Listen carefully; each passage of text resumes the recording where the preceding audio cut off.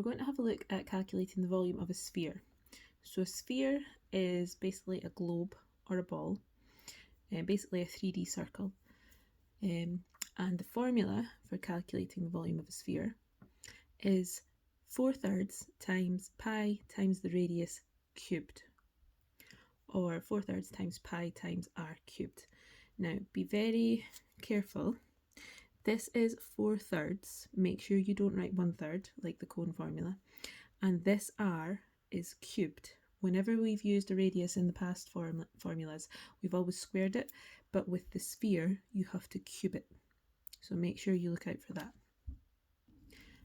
Now, the only bit of information you need to be able to use the formula is the radius. So as long as we can work out what the radius is of our sphere, then we can work out the formula. I'm going to have a go at some examples. So first example, we've got a sphere. We've got the radius here because it's going from the centre to the edge, and the radius is 5 metres.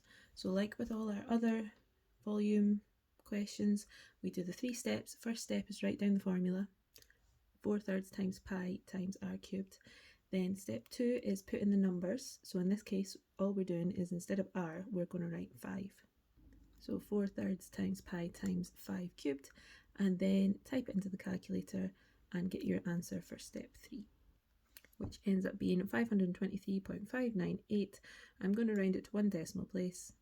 So 523.6 metres cubed.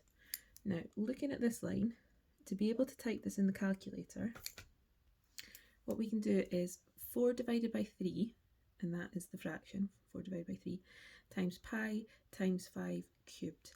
Now, depending on if you're using a phone, you might need to do it in a different order. Phones sometimes do it in a different order. Instead of using a cube button, what you could do instead is do 5 times 5 times 5, because that's what cubed means. It means you're timesing it by itself 3 times. So there's different ways to do it.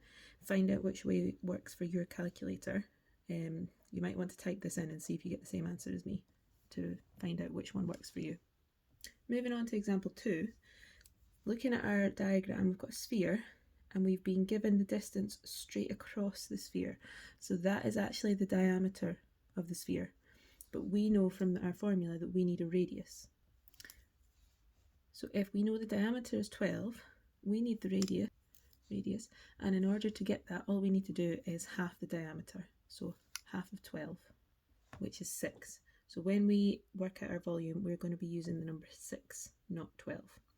So same steps again, write down your formula. 4/3 times pi times r cubed. Step 2 is put in the numbers.